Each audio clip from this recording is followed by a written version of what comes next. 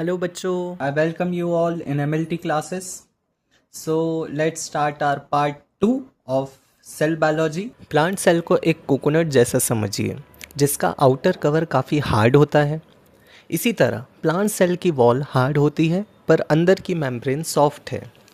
लेकिन animal cell एक balloon की तरह फ्लेक्सिबल है क्योंकि इसमें सेल वॉल नहीं होती। मॉल्स में सिक्योरिटी गार्ड होते हैं ना, वैसे ही हमारी प्लाज्मा मेम्ब्रेन काम करती है।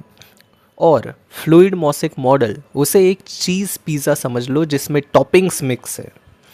लिपिड्स, प्रोटीन और कार्बोहाइड्रेट का यही मिक्स सेल को लाइफ देता है।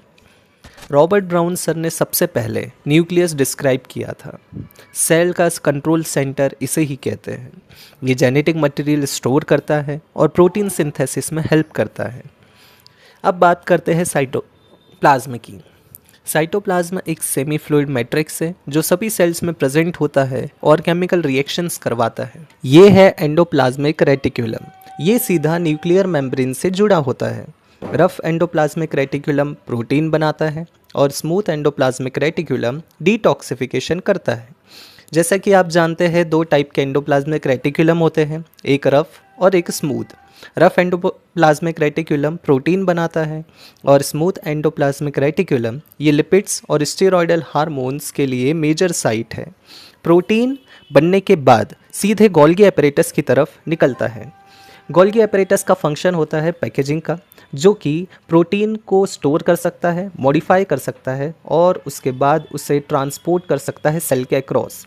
इसके बाद लाइजोसोम को हम सुसाइडल बैग ऑफ सेल्स भी कहते हैं, क्योंकि ऑर्गेनेल्स डैमेज होने के बाद लाइजोसोम उसे बर्स्ट करके उस पूरे सेल को डाइजेस्ट कर लेता है।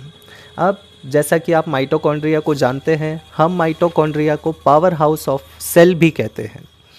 ये डबल मेम्ब्रेन बाउंड ऑर्गेनल होता है और इसे हम सेमी ऑटोनोमस ऑर्गेनल के नाम से भी जानते हैं। इसका फंक्शन एटीपी का प्रोडक्शन करवाना और कैल्शियम के स्टोरेज के साथ साथ स्टेम सेल रेगुलेट करने का भी होता है।